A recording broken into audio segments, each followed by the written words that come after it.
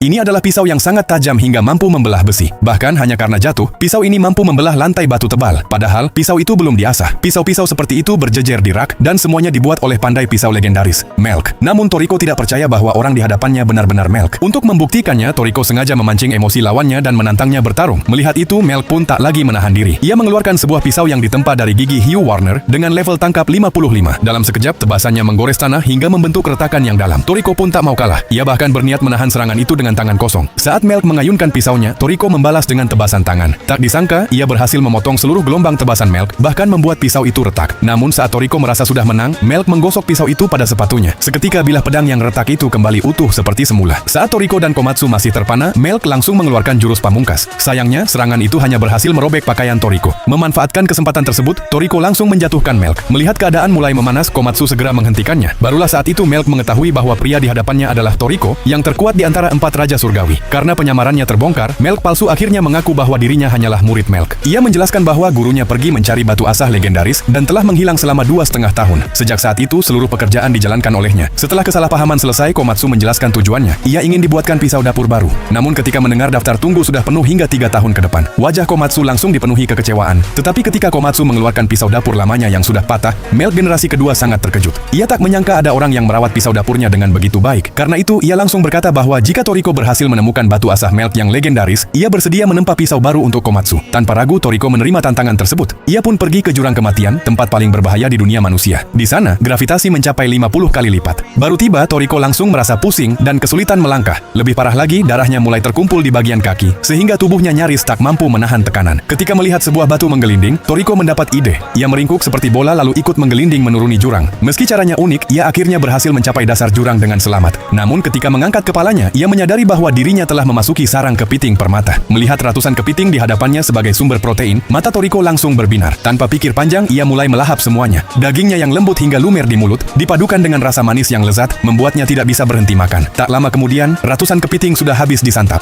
Setelah Toriko selesai makan, seekor monster sapi iblis kalajengking tiba-tiba mendekat. Namun bukannya menyerang, monster itu justru mundur ketakutan. Saat menoleh ke belakang, Toriko melihat seorang pria bertubuh besar berdiri di sana. Pria itu hanya mengangkat satu jari dan mengucapkan sesuatu dengan suara pelan. Seketika monster ganas itu langsung jinak dan pergi. Ternyata pria tersebut adalah Melk yang asli, sang pandai pisau legendaris. Sayangnya, suara Melk terlalu pelan, sehingga Toriko sama sekali tidak bisa mendengar apa yang diucapkannya. Melk lalu memberi isyarat dengan tangannya. Saat Toriko masih bingung, monster sapi yang tadi pergi kembali lagi sambil membawa sebuah batu kecil. Melk mengambil batu itu, menggunakannya sebagai alat untuk memperkeras suaranya. Kemudian Melk mengajak Toriko ke bengkel kerjanya. Sesampainya di sana, Toriko terpukau melihat dinding yang dipenuhi pisau-pisau legendaris. Ia pun yakin pisau kesayangan Komatsu akhirnya bisa diselamatkan.